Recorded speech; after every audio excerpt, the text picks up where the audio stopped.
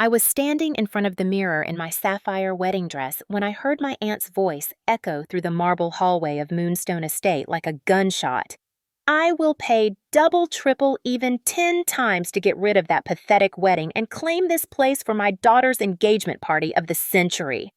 The words hit me harder than any slap across the face.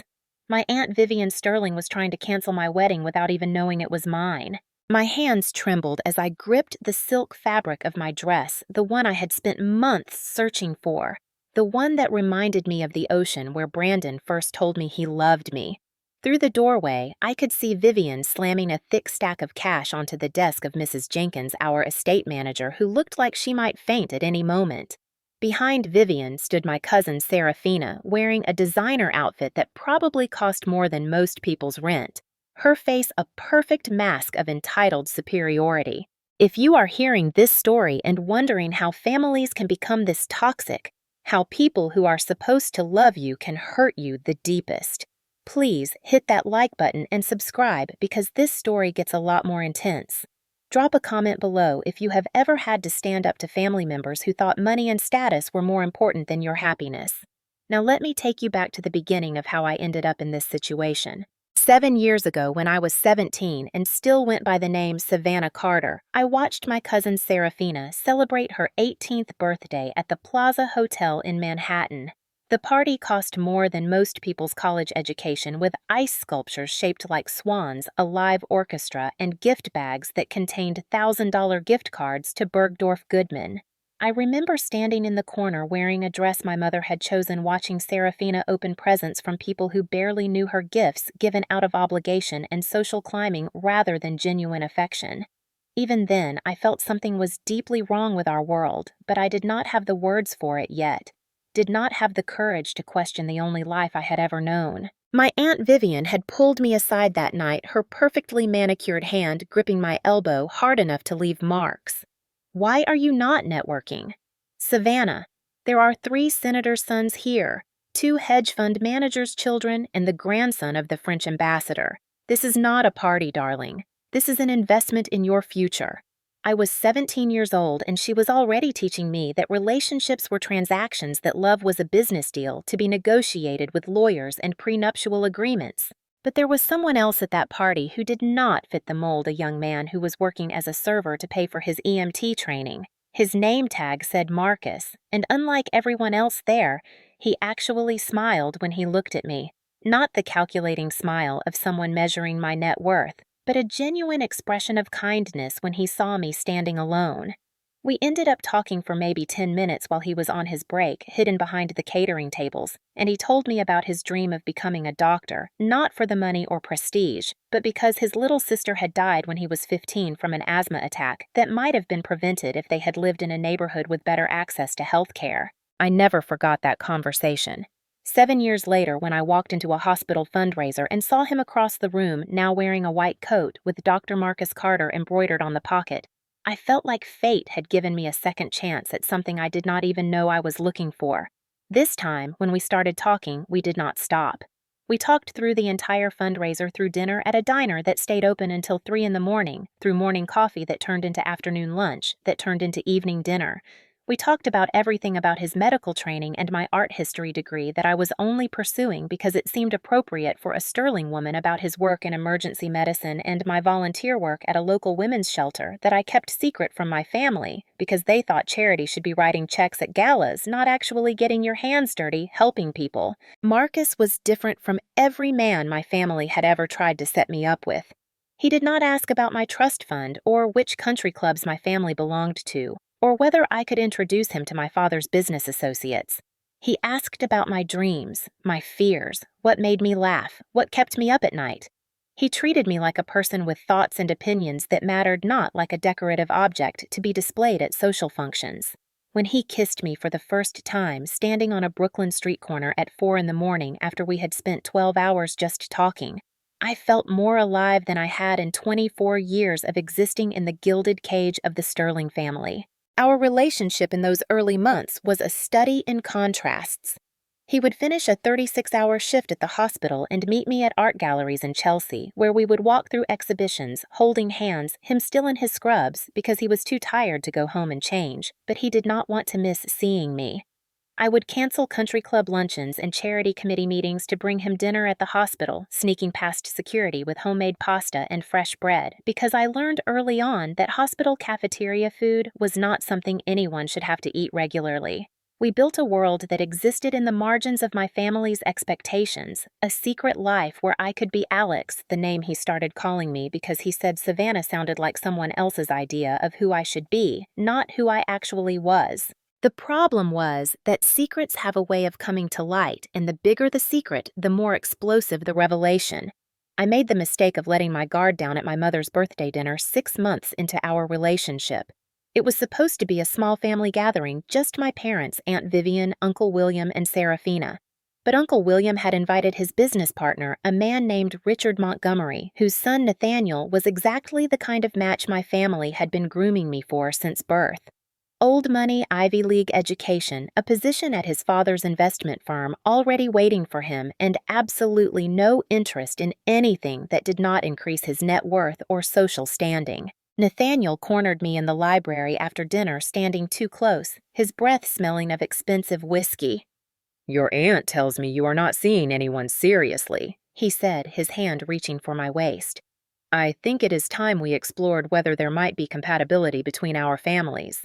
I stepped back, my heart racing. "Actually, I am seeing someone."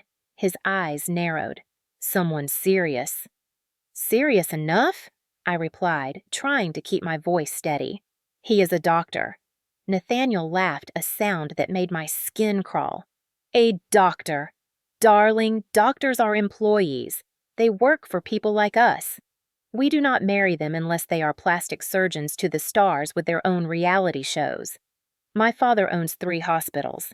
Your boyfriend probably makes less than my car payment." I should have walked away. I should have let him think whatever he wanted. But something in me snapped. "His name is Marcus Carter, and he is worth 10 of you because he actually saves lives instead of pushing money around on spreadsheets and calling it work." The words came out before I could stop them loud enough that people in the dining room fell silent. Nathaniel's face flushed red. "You are making a mistake, Savannah. Your family will never accept a charity case gold digger." "He is not a gold digger," I shot back, "and maybe the mistake would be accepting a family that values stock portfolios more than human decency." The aftermath of that dinner was worse than I could have imagined. My father stopped speaking to me entirely, communicating only through my mother with short, terse messages about how I was bringing shame to the family name. Aunt Vivian launched a campaign to discredit Marcus, spreading rumors that he was using me for my money, that he had deliberately targeted me at that fundraiser, that his entire persona was a calculated act to trap a wealthy wife. She even hired a private investigator to dig into his background, looking for anything that could be used to destroy him: unpaid parking tickets, past relationships, anything that could justify their prejudice. But the cruelest blow came from Serafina. I discovered later, much later, that she had known Marcus before I did. They had dated briefly 2 years earlier, right after he finished medical school and before he started his residency. The relationship had lasted exactly 8 weeks before Serafina broke up with him at a restaurant so expensive that the menu did not list prices, telling him loudly enough for nearby tables to hear that she could not be seen with someone who drove a 10-year-old Honda Civic and lived in a studio apartment in Queens. Marcus never told me about their history, probably because he was trying to protect me from more family drama, but Serafina made sure everyone else knew. She told the family that I had deliberately stolen her ex-boyfriend, that I was obsessed with competing with her, that my entire relationship with Marcus was just an attempt to prove I could take something that belonged to her. The night I decided to leave was 3 months after that disastrous birthday dinner. I was at Sunday dinner, the weekly obligation that felt more like a prison sentence than family time, when Uncle William made a toast. To Serafina and Preston, he announced, raising his glass, "May their engagement bring together 2 of America's finest families." I looked across the table at Serafina, who would not meet my eyes, and saw Preston Thorne before, beside her, already halfway drunk at 6 in the evening, his hand possessively gripping her thigh in a way that made my stomach turn. Preston was exactly the kind of man the Sterling family valued: rich, connected from the right bloodline, and absolutely toxic. I had heard the rumors about his drug problems, his expulsion from Princeton, the restraining orders from ex-girlfriends that had been settled with enough money to ensure silence. Aunt Vivian caught me staring and smiled a sharp, predatory expression. Of course, if certain people had made better choices, they might have had opportunities for similar alliances. But I suppose some girls prefer to date beneath them and squander their potential. The entire table laughed except my mother, who stared down at her plate with an expression I would later recognize as shame. That was the moment I realized I had a choice. I could stay and slowly be destroyed by their constant judgment and manipulation, or I could leave and find out who I was without the Sterling name weighing me down like an anchor. I left that night with 2 suitcases, my grandmother's sapphire ring that she had left me in her will, and a trust fund that my grandfather had set up for me before he died, one that was structured in a way that my parents could not touch or control. The trust fund was not enormous by Sterling standards, but it was enough to live on if I was careful enough to give me freedom. Marcus helped me move into his apartment that night, never once asking if I was sure, never once suggesting I should try to reconcile with my family. He just made space in his closet, made space in his life, and held me while I cried for the family I was losing and the future I was choosing. The next 2 years were harder than anyone who has not walked away from wealth and privilege can possibly understand. It was not just about the money, though learning to live on a budget after growing up with unlimited resources was its own adjustment. It was about losing the identity I had built my entire life around. I was no longer Savannah Sterling Jr., member of the Colony Club, future socialite, daughter of one of New York's most respected families. I was just Alex, a girl trying to figure out who she was when no one was watching, when there were no photographers at charity events, when my last name did not open doors or command respect. I got a job at a small art gallery in Brooklyn, making barely above minimum wage, learning how to curate exhibitions and manage artists and actually work for a living instead of just volunteering at fundraisers. Marcus was in the middle of his residency, working 100-hour weeks, coming home exhausted and smelling like antiseptic and coffee, but he never complained. He never once made me feel like I was a burden or like he regretted taking me in when I had nowhere else to go. Instead, he encouraged me to find myself, to explore what I actually wanted to do with my life when I was not performing for my family's expectations. I started volunteering at the free clinic Marcus helped run on weekends initially, just answering phones and filing paperwork, but gradually doing more. I created an art therapy program for patients dealing with trauma using my art history degree in ways my professors never imagined. I taught classes on emotional expression through painting and sculpture to veterans with PTSD, to domestic violence survivors, to homeless teenagers trying to find their way. The work was harder and more emotionally draining than anything I had done at Sterling Family Charity Galas, but it was also more meaningful. I saw the direct impact of what I was doing. I watched people heal. I made a difference in ways that writing checks never had. During those 2 years, my family made several attempts to bring me back into the fold, but each attempt came with conditions.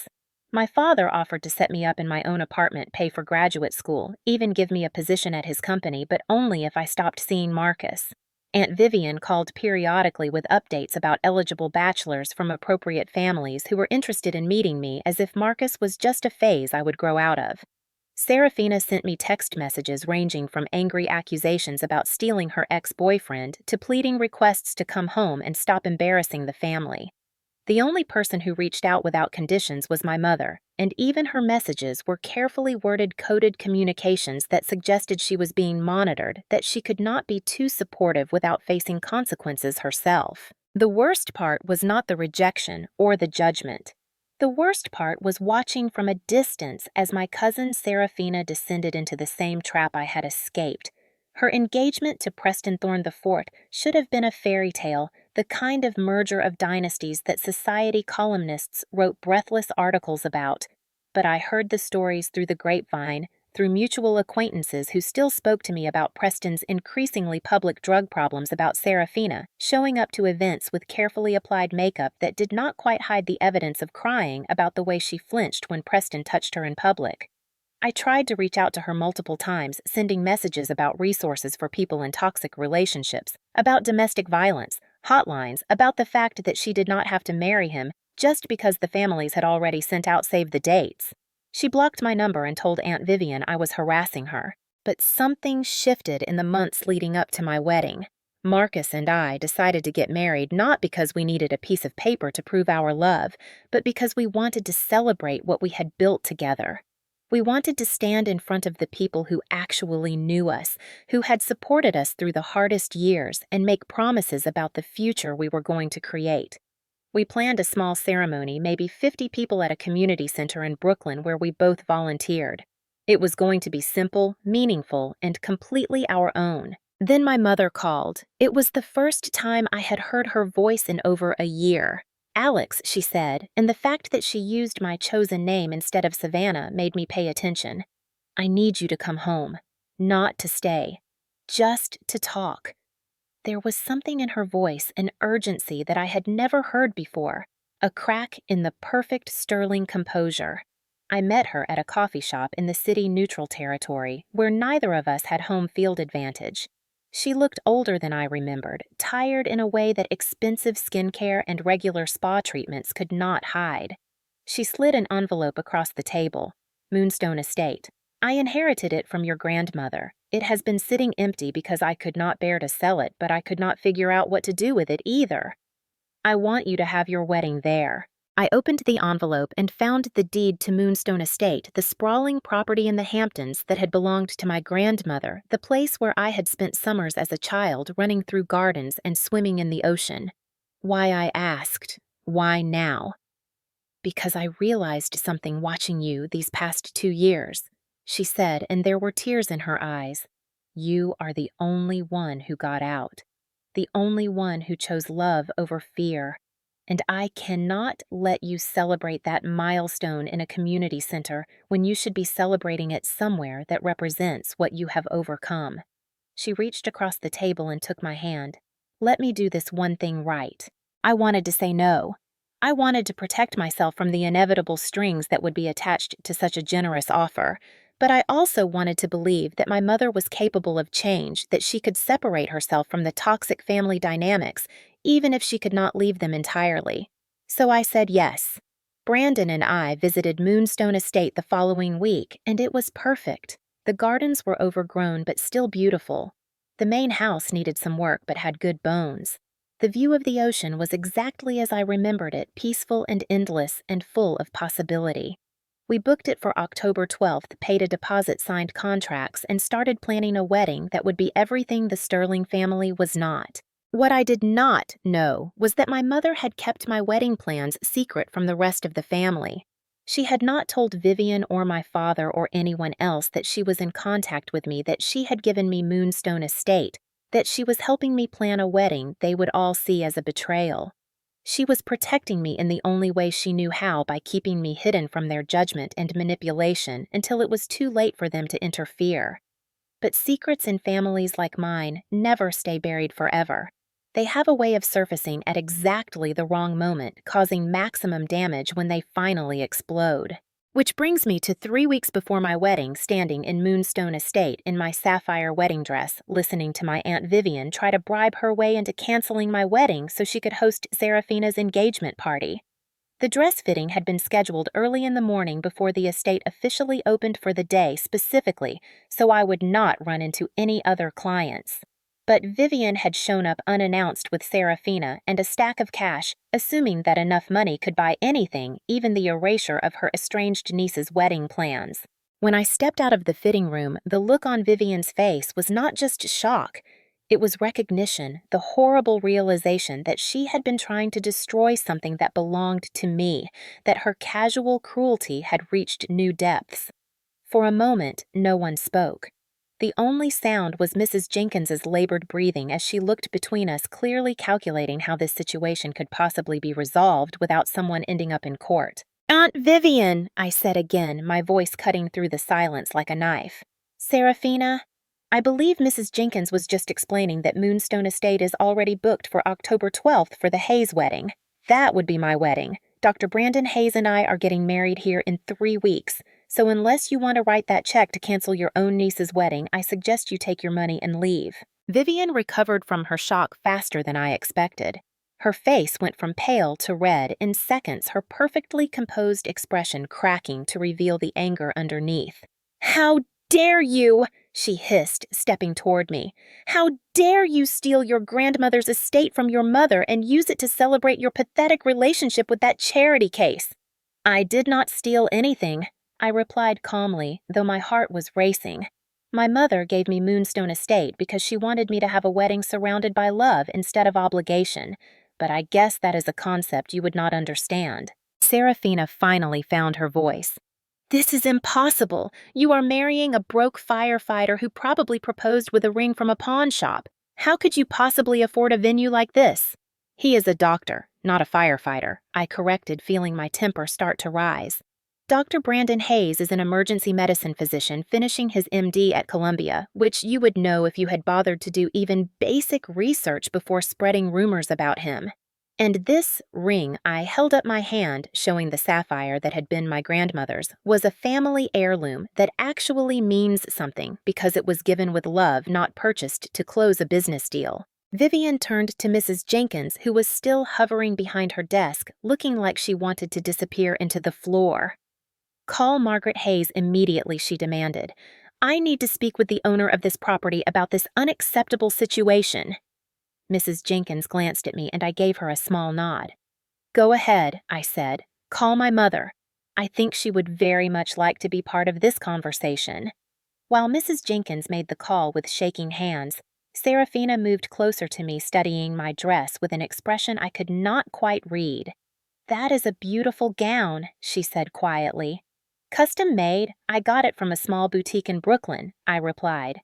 "The designer is a woman who escaped an abusive marriage and started her own business making wedding dresses for women who want something meaningful instead of something expensive. Every dress she makes helps fund a scholarship for women pursuing education after leaving domestic violence situations." Serafina flinched like I had slapped her, and I realized my words had hit closer to home than I intended. Before either of us could say anything else, my mother walked into the room. She was dressed simply more casually than I had ever seen her at any Sterling family function, and she carried herself differently too, with less of the rigid posture that had always made her seem like she was bracing for impact. Margaret Vivian started, but my mother held up a hand. "Vivian," she said, her voice quiet but firm, "the venue is booked. The contract is signed. The deposit has been paid. Alex and Brandon are getting married here on October 12th as planned." "You cannot be serious," Vivian sputtered. "You are choosing her over your own family over the Sterling name. I am choosing my daughter over your definition of family," my mother replied.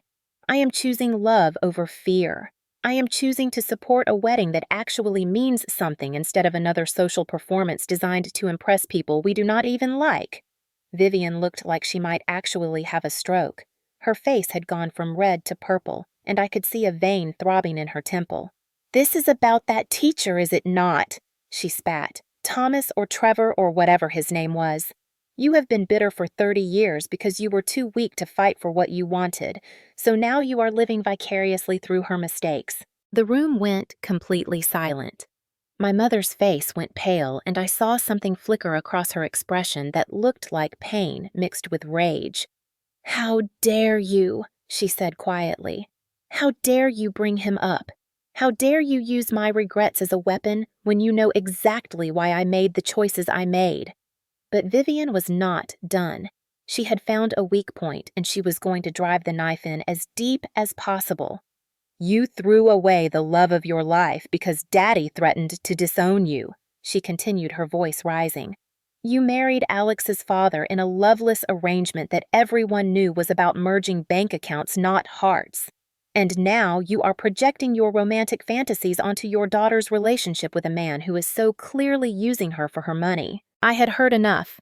"Actually, Aunt Vivian," I interrupted, "I need to correct something. Brandon is not using me for money. In fact, he did not even know about my trust fund until 6 months into our relationship. And when I told him, do you know what he said?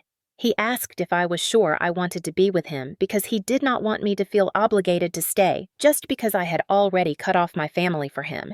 He offered to wait to slow down to give me time to figure out if this was really what I wanted.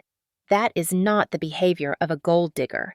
That is the behavior of a man who actually loves me. Serafina had been quiet during this exchange, but now she spoke up. How did you know? She asked, her voice barely above a whisper. About Marcus, I mean. How did you know he was not just using you? I looked at my cousin, really looked at her, and saw something in her eyes that looked like genuine curiosity mixed with desperation. I knew because he never asked me for anything I said. He never wanted to meet my family or go to expensive restaurants or receive expensive gifts. He was happy with pizza and studying anatomy textbooks on his couch. He was happy with me, not with what I could provide. And when I left my family, when I showed up at his apartment with 2 suitcases and no plan, he never once suggested I should go back and make peace so I could keep access to my trust fund. He just made space for me and helped me figure out who I was without the sterling name. But you dated him, Serafina said, and now her voice was accusatory. You knew I dated him and you pursued him anyway. You stole him from me. I turned to face her fully. You broke up with him, Serafina. You dumped him at a restaurant and told him he was not ambitious enough because he wanted to help people instead of making millions. You threw away something good because Mom convinced you that love was not enough without money and status. I did not steal him. You discarded him and I fell in love with him months later. There is a difference. Vivian snorted. He is still the same poor doctor he was when Serafina dated him. Nothing has changed except which foolish girl he is manipulating. Everything has changed, I shot back. Marcus changed his name to Brandon when he started his residency because he wanted a fresh start. He finished in the top 5% of his program. He has published research on trauma-informed care in emergency medicine. He has helped establish 3 free clinics in underserved neighborhoods. He is building a career that actually matters, that actually saves lives, while Preston Thorne IV is building a criminal record and a drug dependency that is going to kill him before he turns 40. The mention of Preston's name changed something in the room. Serafina's face crumpled and Vivian's righteous anger suddenly looked more like desperation. That was when I realized this was not just about my wedding. This was about Vivian trying to salvage Serafina's engagement, trying to create a social event spectacular enough to overshadow the very public scandals surrounding Preston. The engagement party was not a celebration. It was damage control. Is that what this is about? I asked, looking between Vivian and Serafina. You need Moonstone Estate not because you actually want to celebrate Serafina's engagement, but because you need a venue impressive enough to make people forget that Preston was arrested last month for possession with intent to distribute. You need a setting beautiful enough to distract from the fact that he crashed his car into a coffee shop while high. You need a party lavish enough to convince everyone that this merger of families is still a good idea, despite all evidence to the contrary. Vivian's silence was answer enough. I pulled out my phone and started scrolling. Let me read you some highlights from Preston's recent press coverage, I said. Preston Thorne. Son of pharmaceutical magnate William Thorne was arrested at a traffic stop after police found over 60 pills of OxyContin, a controlled substance manufactured by his family's company, in his vehicle. Mr. Thorne claimed the pills were prescribed for a back injury but could not produce a valid prescription. And that is just from last month. Should I continue to the Princeton expulsion, the DUI in the Hamptons, the restraining order from his ex-girlfriend that was settled for $2 million? Serafina's face had gone white. Those stories were exaggerated, she said weakly. The media always blows things out of proportion when wealthy families are involved. Were they? I held up my phone so she could see the police report on the screen. Because I have the actual documents right here. The toxicology report showing he had cocaine, OxyContin, and alcohol in his system when he crashed his car. The witness statements from people who saw him buying drugs at a nightclub. The hospital report from the time he overdosed at a yacht party and had to be resuscitated. This is not media exaggeration, Serafina. This is a pattern of addiction and reckless behavior that your mother is asking you to marry into. Vivian's voice was sharp. You have no right to judge Serafina's choices when you threw away every opportunity you were given to chase after a fantasy. But I was not done. And what about Preston's behavior toward women? I continued. The ex-girlfriend who got the restraining order claimed he assaulted her during an argument. She had hospital records showing a fractured wrist and bruises. The case was settled out of court with an NDA, but the police report is public record. Is that the man you want your daughter to marry? Is that the legacy worth preserving? For the first time, Serafina looked at her mother with something close to accusation in her eyes. You knew about that Vivian would not meet her daughter's gaze. All men have their issues, she said dismissively. Your father was not perfect. Marriage is about finding someone with the right connections and managing their flaws discreetly. It was the wrong thing to say. Serafina took a step back from her mother, and I saw recognition dawning on her face, the understanding that her mother was not just pushing her toward Preston despite his flaws, but because of them, because a man with that many problems would be easier to control, more grateful for a wife from a respectable family who would help clean up his image. Serafina turned to me, and I saw tears in her eyes. Did Brandon, did he ever hurt you? She asked.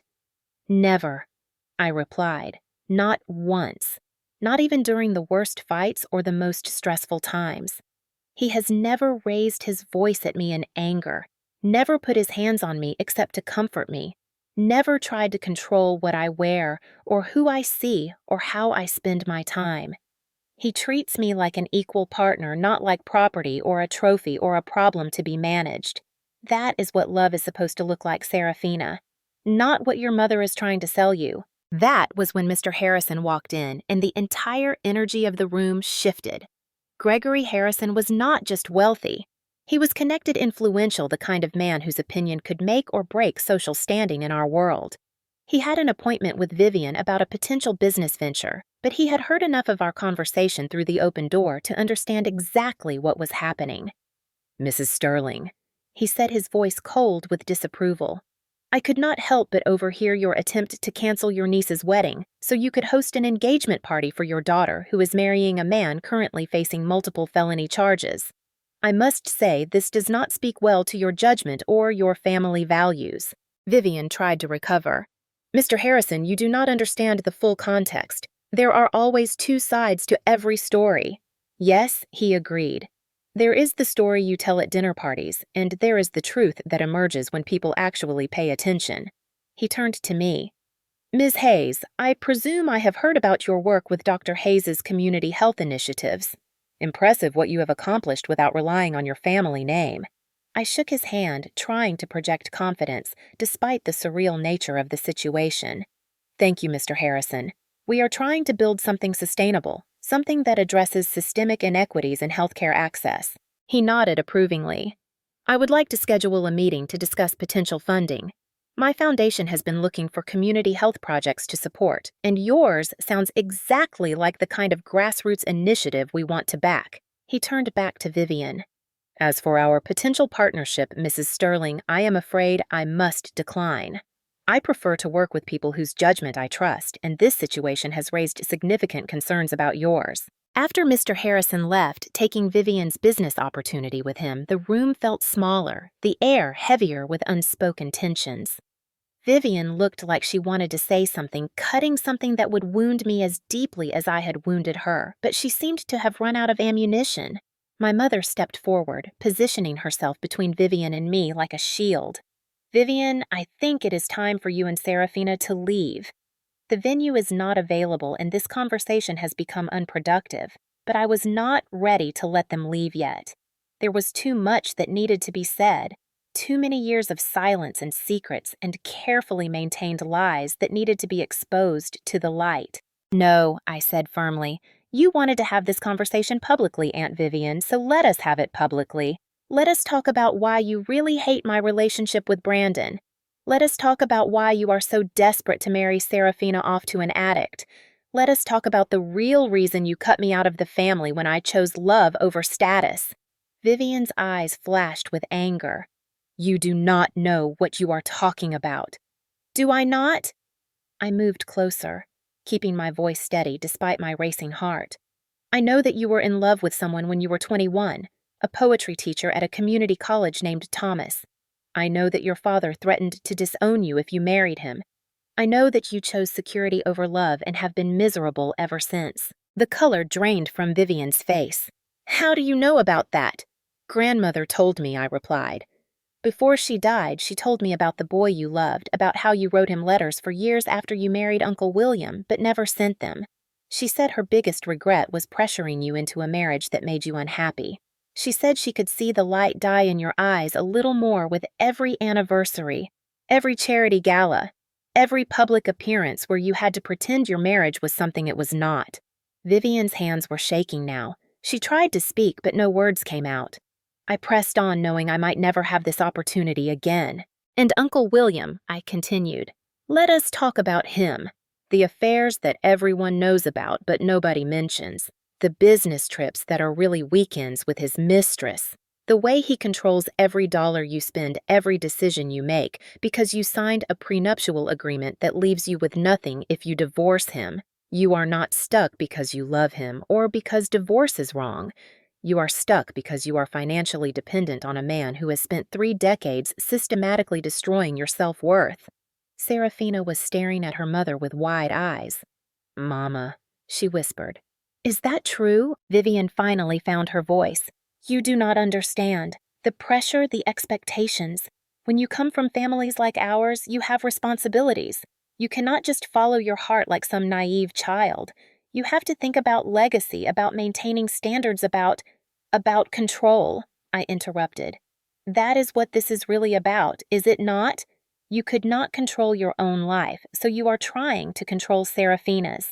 You are pushing her into the same trap you fell into, hoping that somehow if she makes the same mistakes you did, it will validate your choices.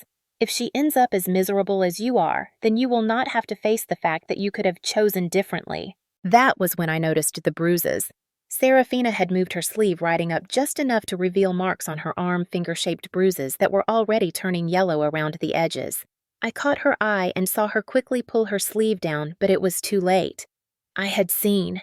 Serafina, I said gently. Did Preston do that to you? She would not look at me. It was an accident, she said quietly. We were arguing and he grabbed my arm too hard. He apologized afterward. He sent flowers. An accident, I repeated. Is that what you are calling it? Is that what your mother taught you to call it when a man hurts you? The room had gone very quiet. Even Vivian seemed to understand that we had crossed into territory that could not be easily dismissed or explained away. Serafina, my mother said softly, Sweetheart, you do not have to marry him. You do not have to marry anyone. You have your grandmother's trust fund.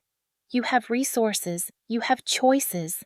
Vivian finally spoke up, but her voice lacked its earlier conviction. Serafina knows what she is doing. Preston comes from a good family. He is going to get help for his problems. The wedding is already planned. The invitations have been sent. We cannot just call it off now.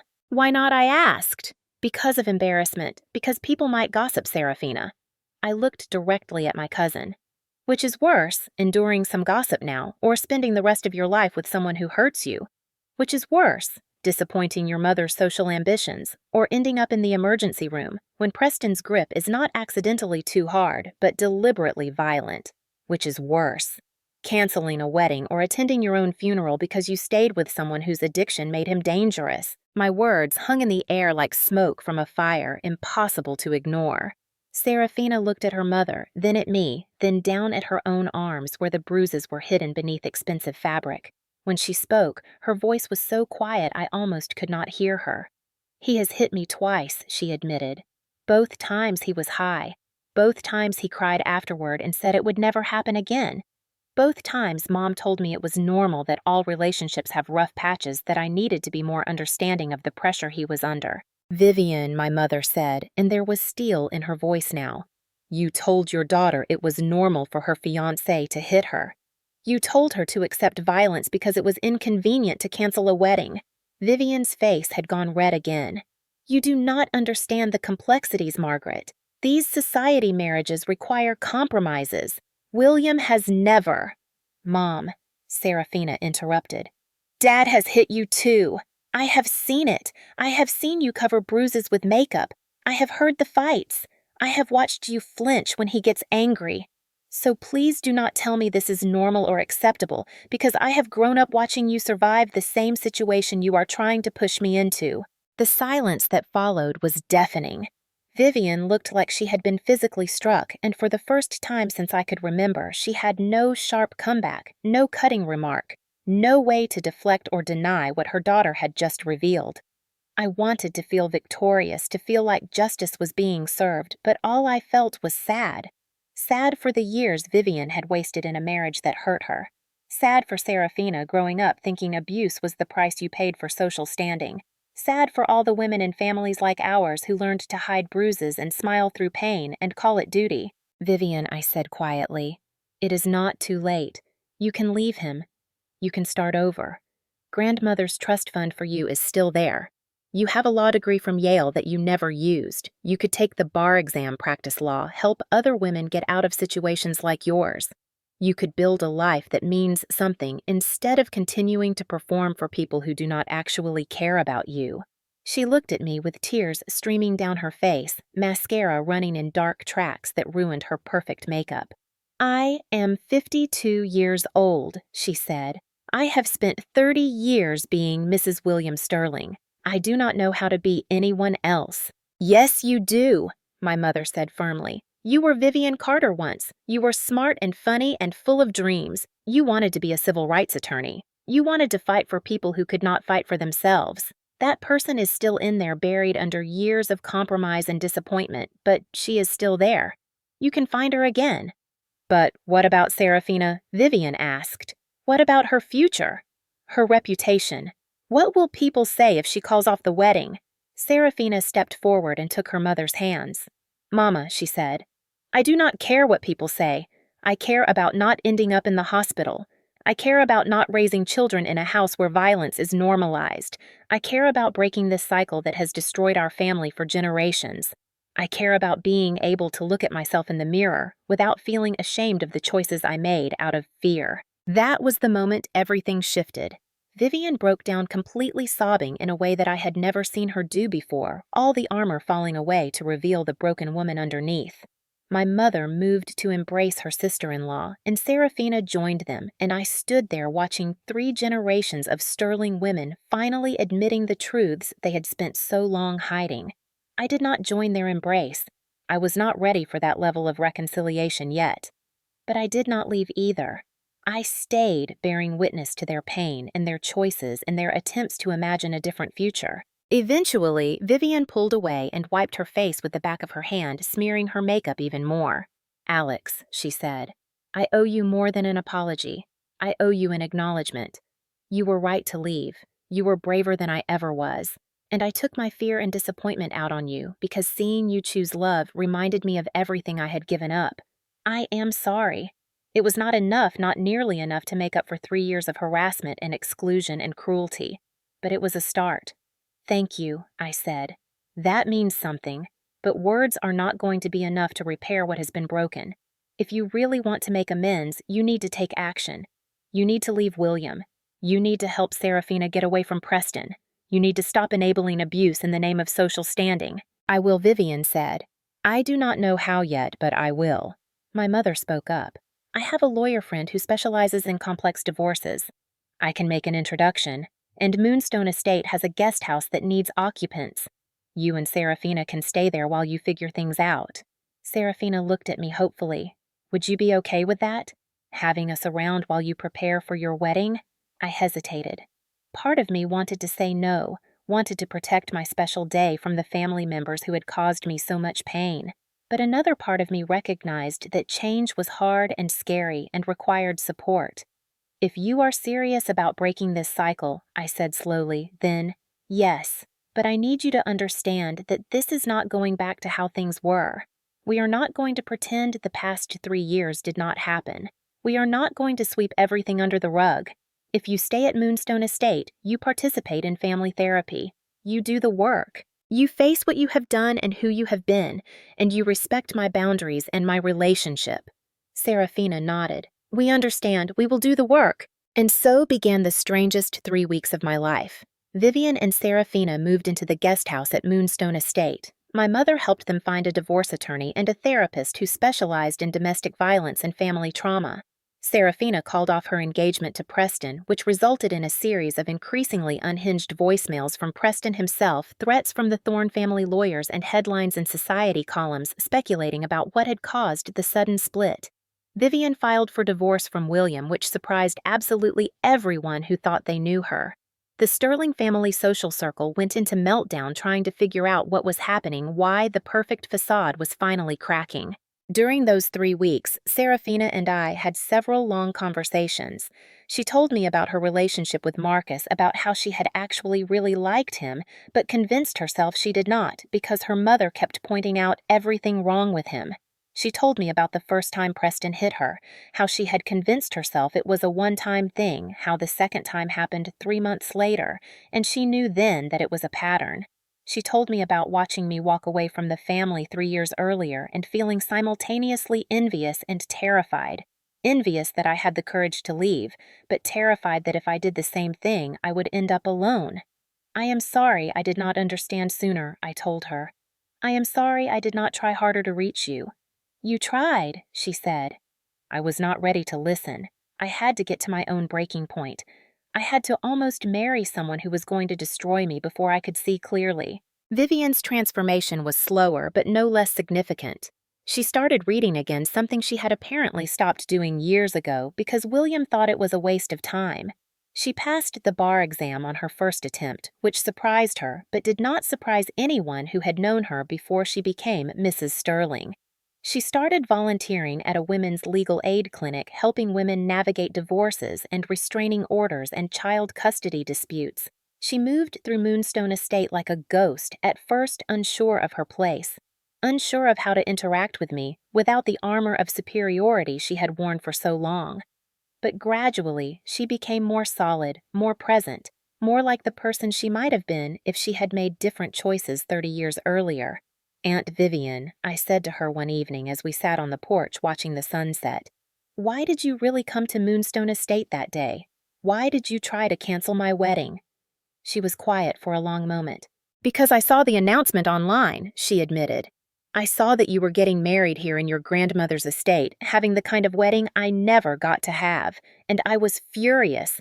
Furious that you got to choose love when I did not. Furious that you got to be happy when I had spent decades being miserable.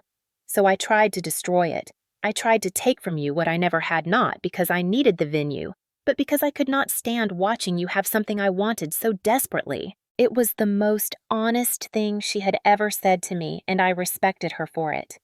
"Thank you for telling me the truth," I said. She looked at me with eyes that were clearer than I had ever seen them. "I do not expect you to forgive me," she said, "but I want you to know that I am proud of you. You did what I could not. You chose yourself. You chose love. You chose a life that means something. And that takes a kind of courage I never had." 3 years after our wedding, Vivian came to Sunday dinner at Moonstone Estate, now a weekly tradition. Serafina brought her daughter Eleanor, named after our grandmother. We sat around the table, not in formal dining room arrangements, but crowded into the kitchen, eating pasta that Brandon made, and salad from Serafina's garden, and bread that my mother baked. It was nothing fancy, no designer place settings or perfectly calibrated courses, but it was real. Sometimes late at night when I cannot sleep, I think about the woman I used to be, the one who measured her worth by other people's opinions, who thought love had to be earned through sacrifice and suffering. And I am grateful to her for being brave enough to walk away, for believing that there was something better waiting on the other side of fear. The sapphire ring on my finger catches the light, and I remember that sometimes the most valuable things in life are not the ones that cost the most money. They are the ones that cost you everything you thought you wanted so you could gain everything you actually needed. So here is my question for you. Have you ever had to choose between what looked good on paper and what felt right in your heart? Have you ever walked away from people or situations that everyone said you should keep, that everyone said would make you happy, but you knew deep down were slowly destroying you? What gave you the courage to leave? And for those of you still in that situation, still measuring whether the fear of change is greater than the pain of staying what is holding you back, drop your stories in the comments below because we all need to know we are not alone in this struggle. And if this story resonated with you, if it made you think about your own relationships and boundaries, hit that like button and subscribe because healing is not a destination, it is a journey. We are all on together. One difficult conversation, one brave decision, one moment of choosing ourselves at a time.